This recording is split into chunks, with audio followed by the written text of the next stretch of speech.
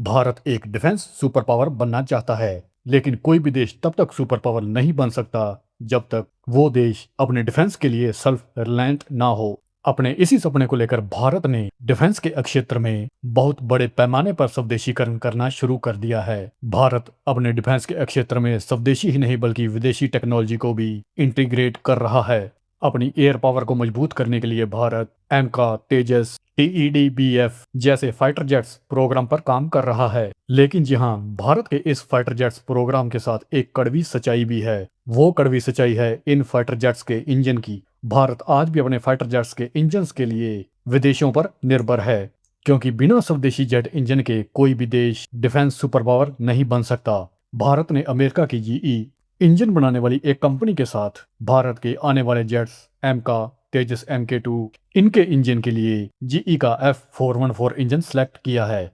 और इस डील के अंतर्गत ये इंजन भारत में ही बनाए जाएंगे और जीई यहाँ पर भारत को 80% टेक्नोलॉजी ट्रांसफर करेगी। जीई का ये F414 इंजन तेजस MK2, नेवी का TED-BF, यहाँ तक कि एम का MK1 और MK2 इन जेट्स का दिल माना जाता है।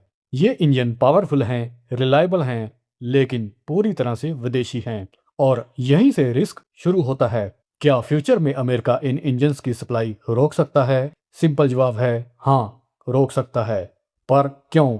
पहला रीजन, अमेरिका पहले भी अपने इंजन्स की सप्लाई भारत के लिए रोक चुका है। तेजस MK1 में लगे F404 इंजन्स की सप्लाई यूएस ने पॉलिटिकल रीजंस के चलते डिले की थी। कुछ केसेस में तो एक्सपोर्ट क्लियरेंस तक रोक दी गई थी। दूसरा रीजन, यहाँ अमेरिका भारत को इस इंजन की 80% टेक्नोलॉजी ही ट्रांसफर करेगा। जीई ने F414 इंजन के सिर्फ नॉन क्रिटिकल पार्ट्स के ट्रांसफर की बात मानी है। Core hot section, turbine blade tech जैसी क्रिटिकल चीजें यूएस के हाथ में रहेंगी। तीसरा रीजन, यूएस का जियोपॉलिटिकल प्रेशर।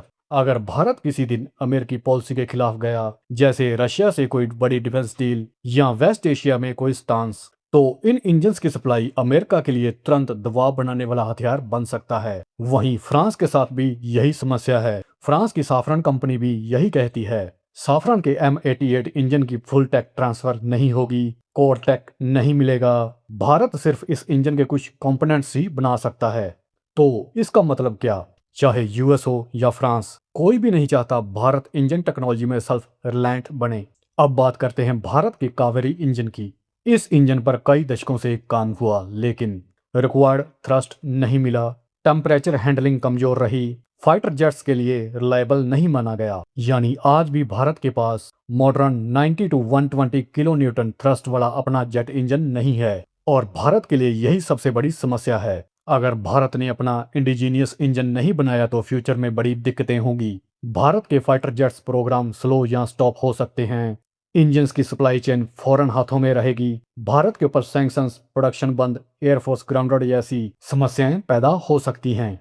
और कोई भी देश इंडिया से फाइटर जेट परचेज नहीं करेगा जब तक इन जेट्स इंजन का कंट्रोल फॉरेन हाथों में रहेगा। भारत एक न्यूक्लियर पावर देश है और अपने फाइटर जेट्स इंजन के लिए दूसरे देशों पर डिपेंड होना एक नेशनल सिक्योरिटी जोखिम भी है। एम का MK1, MK2 जैसे एडवांस्ड स्टेल्थ फाइटर्स को फुली इंडिजीनियस इंजन चाहिए। फॉरेन इंजन अवेलेबिलिटी हमेशा अनसर्टन रहेगी। लेकिन यहाँ पर विदेशी जेट इंजन्स के साथ डील के कुछ फायदे भी हैं। इन डील्स के जरिए भारत का इमीडिएट कैपेबिलिटी गैप भरता है।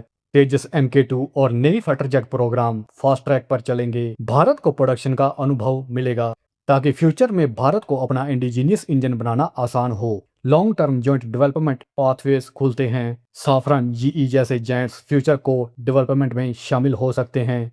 ये तो रही इन विदेशी जेट इंजन्स के साथ डील के फायदे और नुकसान की बातें। बट सबसे बड़ा सवाल ये उठता है कि क्या ये विदेशी भारत को अपना स्वदेशी जेट इंजन बनाते नहीं देखना चाहते? रियलिटी यही है। इंजन टेक्नोलॉजी दुनिया की सबसे गॉडेड टेक है। यूएस, रशिया, चाइना किसी ने भी पूरी टेक किसी से शेयर नहीं की। भारत को सिर्फ असेंबली लेवल या पार्शियल ट्रांसफर ही मिलती है, क्योंकि जिस देश के पास अपना जेट इंजन होता है वही असली एविएशन पावर होता है। बाकी देश तो केवल बायर बनकर रह जाते हैं। तो क्या इन सब के बावजूद भारत इसका कोई समाधान निकाल सकता है? हाँ, भारत के पास कई स्वदेशी ऑप्शंस भी हैं। भारत अपना कावेरी इंजन या नया 110 किलो न्यूटन क्लास इंजन बना सकता है। चाहे फिर वो इंजन DRDO बनाए, चाहे प्राइवेट सेक्टर या जॉइंट वेंचर में कोरटेक इंडिया खुद डेवलप करे। एम का MK2 और 6th जनरेशन फाइटर्स के लिए प्योर स्वदेशी इंजन होना जरूरी है। तो दोस्तों, आपके हिसाब से क्या भारत को F414 पर पूरी तरह से डिपेंड रहना चाहिए या अब भी वक्त है कि भारत अपना इंजन खुद बनाए? कमेंट में अपनी राय बताइए, वीडियो को लाइक और शेयर कीजिए और आपके इस चैनल को सब्सक्राइब करना ना भूलें। जय हिंद, जय भारत।